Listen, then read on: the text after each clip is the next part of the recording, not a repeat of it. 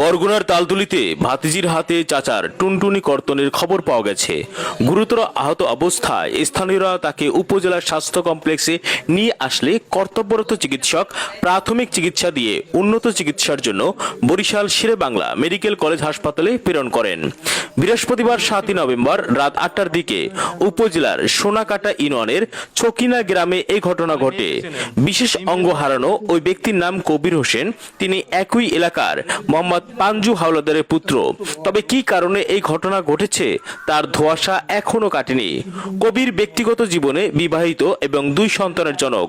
গত 8 বছর আগে পার্শ্ববর্তী ইউনিয়নের মরানিদ্রা গ্রামে বিয়ে করেন কবির। তালতলি উপজেলা স্বাস্থ্য কমপ্লেক্সে গিয়ে জানা গেছে, একই গ্রামের দুঃসম্পর্কিত ভাতিজিকে বেশ কিছুদিন ধরে উত্ত্যক্ত করে আসছিল কবির। বৃহস্পতিবার রাতে ভাতিজির বাড়িতে তাকে একা পেয়ে শরীরের স্পর্শকাতর জায়গায় হাত বুলান।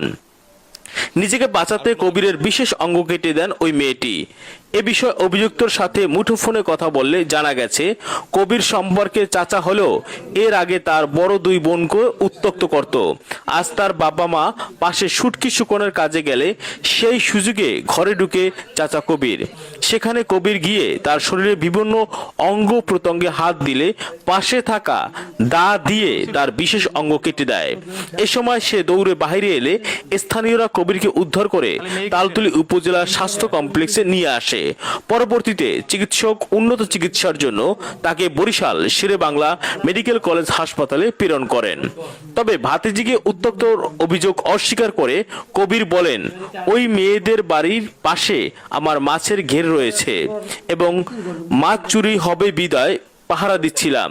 সে সময় 2টি ছেলে দেখে আমাদের পিছু নেয় এবং বাড়ির কাছে গেলে তারা আমাকে ধরে নিয়ে মারধর করে এবং বিশেষ অঙ্গ কেটে দেয়। এ ব্যাপারে তালতলি থানার ভারপ্রাপ্ত কর্মকর্তা ওসি মোহাম্মদ কালাম খান জানান, এ বিষয়ে এখন পর্যন্ত কেউ লিখিত অভিযোগ দেয়নি। লিখিত অভিযোগ পেলে তদন্ত সাপেক্ষে আইনগত ব্যবস্থা নেওয়া হবে।